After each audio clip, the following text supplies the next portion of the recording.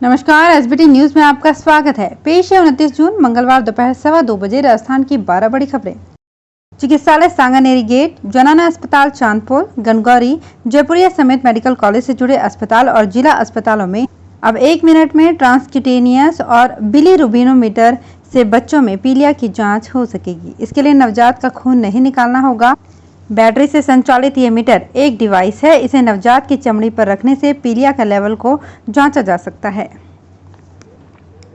Corona के चलते 4 माह से बंद रेल संचालन फिर ट्रैक पर आ रहा है, लेकिन रेलवे ने जयपुर, गांधीनगर, दुर्गापुरा रेलवे स्टेशनों पर यात्रियों की सुविधा के लिए बनाए गए सेकंड एंट्री गेट को 4 माह से बंद कर रखा है।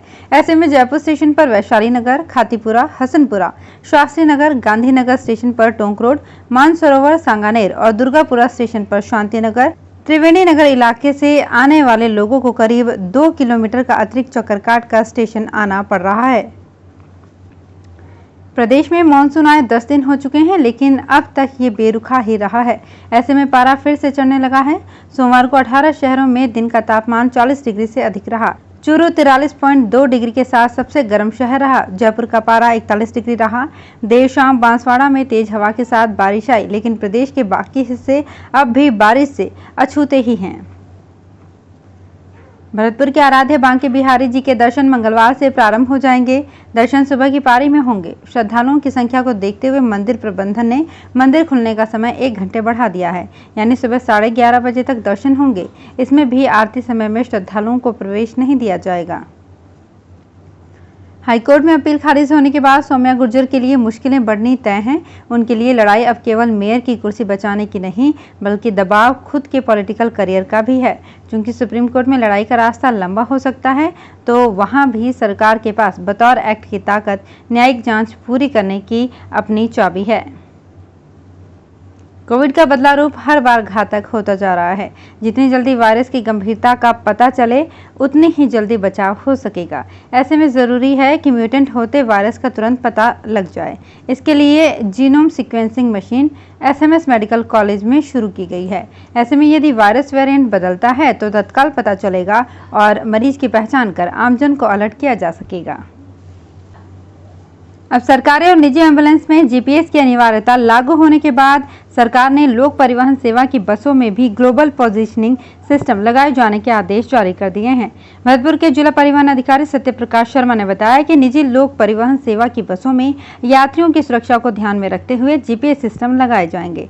भरतपुर में जारी करीब 57 परमिट वाली लोक परिवहन सेवा की बसों को भी इस नियम की पालना करनी होगी।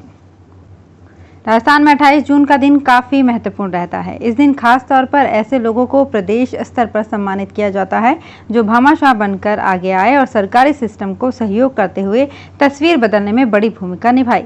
लेकिन 2 साल से सरकार ने इन भामाशाहों की सुध नहीं ली है।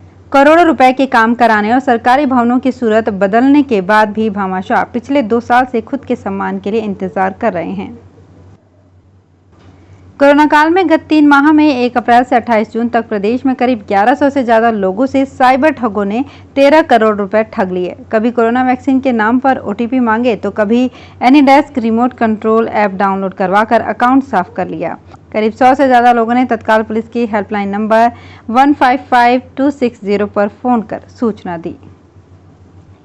जयपुर शहर की मंडियों में अब टमाटर भी महंगा हो गया है। साथ ही बैंगन, मिर्ची, धनिया व फूल गोभी के दाम और बढ़ गए हैं। पिछले 15 दिनों की बात की जाए तो टमाटर के अलावा ज्यादातर हरी सब्जियों के भाव बढ़ गए थे। सोमवार को मुहाना मंडी में टमाटर की भी आवक कम होने से इसके दाम बढ़े हैं। मुहाना मंडी के चोमू व हाड़ौती क्षेत्र से टमाटर की 40 टन आवक हो रही थी, जो अभी करीब 25 से 30 टन ही रह गई है। हाईकोर्ट ने एसएमएस के प्रिंसिपल सुधीर भंडारी सहित अन्य चिकित्सा शिक्षकों का प्रशासनिक पदों पर कार्यकाल 2 साल बढ़ाए जाने के मामले में राज्य सरकार, चिकित्सा सचिव व चिकित्सा शिक्षा विभाग से जवाब मांगा है।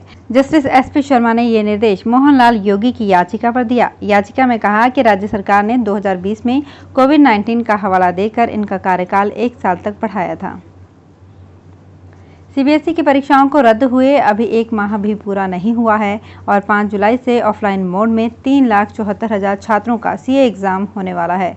वहीं अभी भी सभी राज्यों की स्थितियां सामान्य नहीं हैं। सवाल ये है कि 1 माह के अंदर ही क्या देश में परिस्थितियां एग्जाम कराने जैसी हो गई हैं?